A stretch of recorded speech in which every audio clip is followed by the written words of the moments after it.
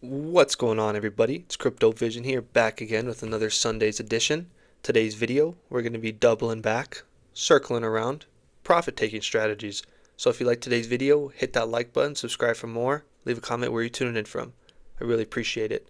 So I had a subscriber reach out a couple weeks ago about, hey, CryptoVision, can you drop a video of what you do for taking profits? And I was like, yeah, I got you, no worries. So again, I'm not a financial advisor. This isn't financial advice, but these are the way this is how I go about doing things, right? This, can apply to you. You can take it with what you will, right? But these are just my ideas and my opinions on this, okay? So a couple weeks ago, right? Where is this video? So November 12th, right? We made this video. Okay, no, that was an updated video on that video.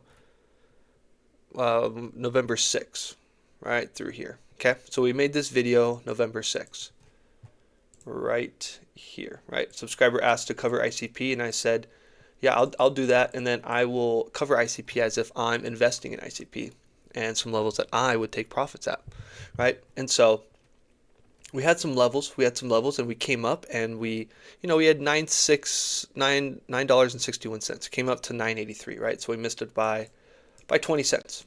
Pretty accurate if you're asking me, but who's tracking, right? It doesn't matter if you're right or wrong as long as you're making money, right?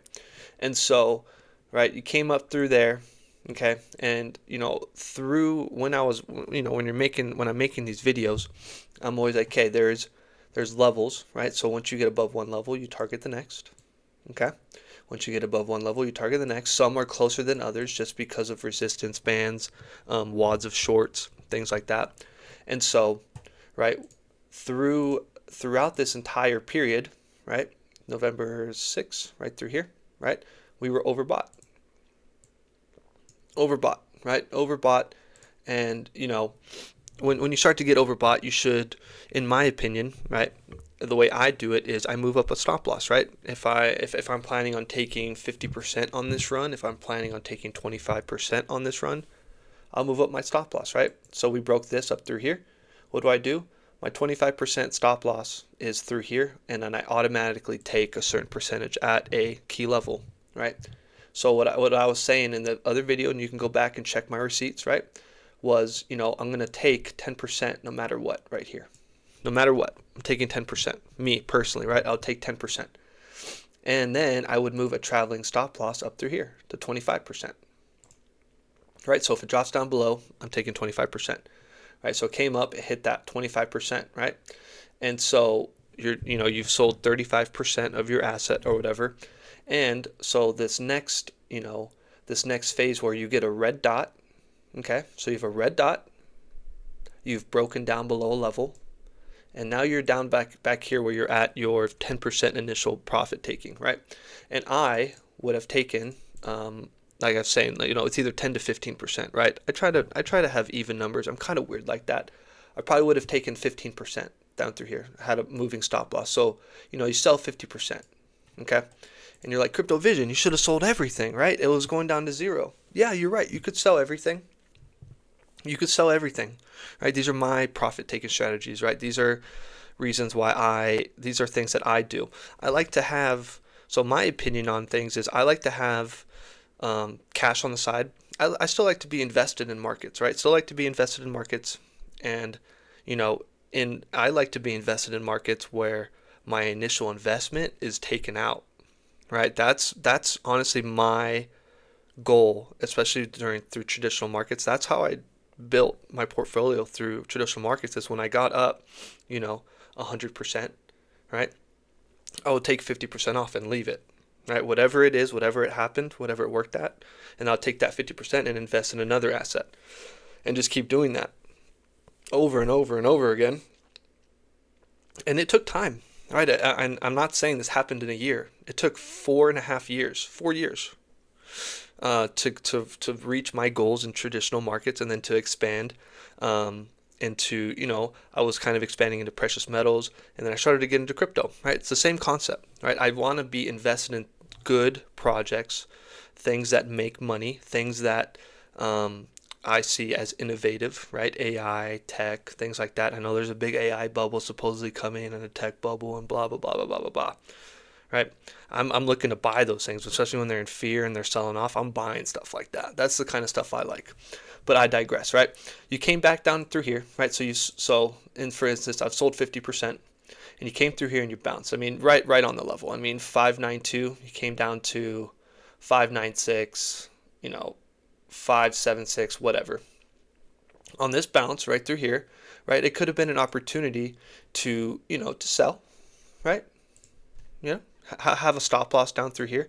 When did you get in? November 6th, right? So it's technically, if you got in through here, right? I'm assuming that, you didn't, right? Because in this channel, you buy below value, right? You buy below value, right? But even if you did, right? You're selling at an even, so you sold 50%, and you're selling at an even, and now what you're sitting at is you're sitting at a 58% sale on an asset that you believe in, right? You have a clean three-wave pullback. You're a little bit below this last little target area of 429.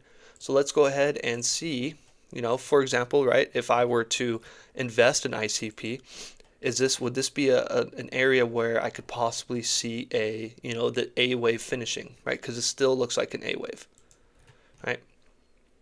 Well, from a low to the high, let's take this low down through here. What is this, October 10th? That's the thing with these fib levels. A lot of these levels are off, right? Because of what happened on October 10th, right? The mass liquidation event, right? This is what I would do now, right? So this 592 level, okay? So I'm going to move some things, okay? So I'm going to move some things around. I can keep things, whatever. I can keep things. I'll just add one of these right through here.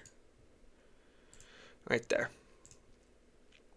That, my friends, is where I'm setting a buy order at. If I wanted to be an ICP, right? If I wanted to be an ICP, I'm setting a buy order through here, right? That's where I'm setting a buy order.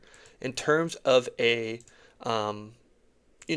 retracement level, right? In retracement, if this is the low, right? If this is the low, okay? Let's say this is the low. Let's be conservative, right? I'm looking to target 620. Okay, so I can move some of these around. So let's move this down through here. 620. Right? That's kind of the bare minimum that you're targeting, right? You're looking to target that. I'm going to move these around, right? You're looking to target 0.5, and you're looking to target the 618. Okay, those three levels. Okay, so now we're back in a phase where, you're looking, if you're buying, right? If you're buying in an A wave, right? Because you need an ABC, right? You need your ABC, right? It looks like you got, looks like your A wave should be finished up. You're close to your, I kind of want to be conservative and like take it through here, but it's just because the fib levels are so wonky at this point. Right, your 786, that's kind of a deep retracement, but it's possible. Come down to your 786, right? And then, percentage-wise, right? Percentage-wise, you're looking for a 46% bump. Pardon me, 52% bump. You come up through here. I'll move this just slightly. Right, you come up through here. I'm going to move this, and I'm going to mark this green now, because that's like a big target. You come up through here, and you close above the 382, right? So you come up and close like this, right? Something like that. Then you can actually bump and run, right? Then you can bump and run, right? Because technically you need a three-wave ABC down, but I mean, right? You could have your, your three waves, and then this could be a B, and then you come down. Let's check that out, right? Let's check that out. I'm not a big fan of that, honestly. I'm really not. Just with the way crypto has really moved, it really needs like a large B wave. Yeah, I mean, it didn't even get to the 382. I don't really like that as a B wave. Yeah. Let's do it from right there to no, none of these. They didn't even get to the 382. So not a sufficient B wave, right? Not a sufficient B wave. So if I'm, holding something like this, I'm looking for a retrace, right? A retrace, a retrace, a retrace, right? Right? Profit taking strategies, right? For me, my profit taking strategies, right? I've sold 50%. I've bought, maybe I've bought 50%. Maybe I reinvested my entire profits. Maybe I did, maybe I didn't, right? Maybe I didn't. If you're buying down through here, even if you bought up through here, you're still up, right? Even if you bought this high, right? Even if you bought that high, you're still up, right? You're still up. Um, not as much as you'd like, but maybe up through here, I'm taking 10% off no matter what. So now your position is at 40%, right? And now you come up through here and you take 15%, 25%, and you come up through here and you take another 25%. So you get fully out, right? And then you make it's 67 to an 87% profit. And then you look for, especially if you're doing your swing trading, if you're doing things like that, if you're trying to dollar cost average, and then take profits on the way up, right? Then you're looking for a C wave to come back down, right? Looking for something to come back down. Or another strategy could be you've already sold 50%, right? You've already sold half of your bag up through here. So now what you can honestly do is you let it sit. Right? You let it sit. You come up through here. If you reject this 382, right? Because that's like the end all be all, right? If you come up through here and you reject, right? You sell all your 50% and you get out of the asset. And then you ignore, right? You can't then, jump back in a week later and say, "Oh no, it actually came up here and did this and went," right? You can't do that, and you can't hop back in, right? Because then you're FOMOing and you're not being disciplined, right? So you just have to stand by those big decisions where you completely get out of an asset.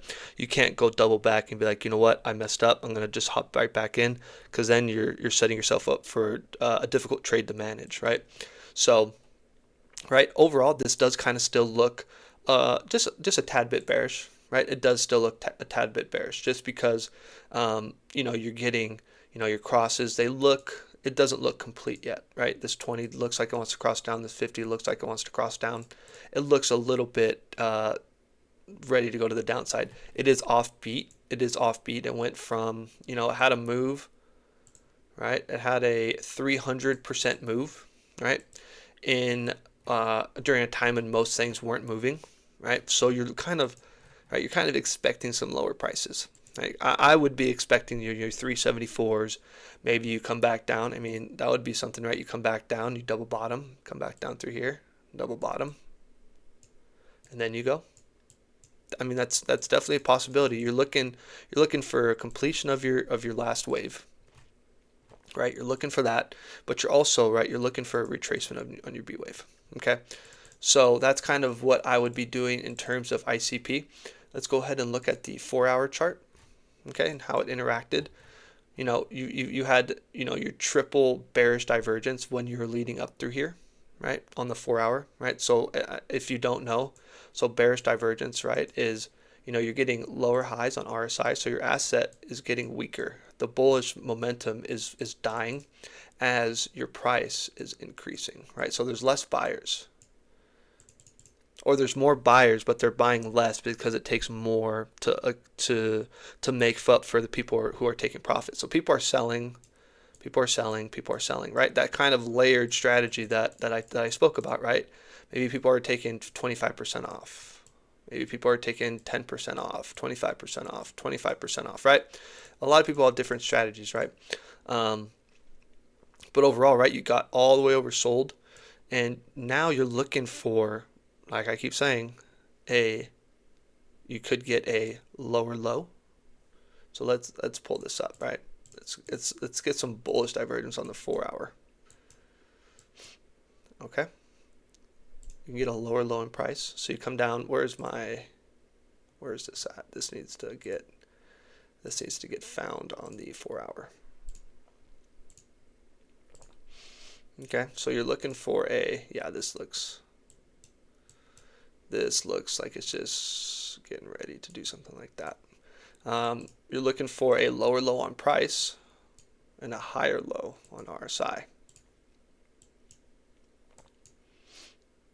Maybe you come down through here, you get a higher low, get some bullish divergence, and then you go.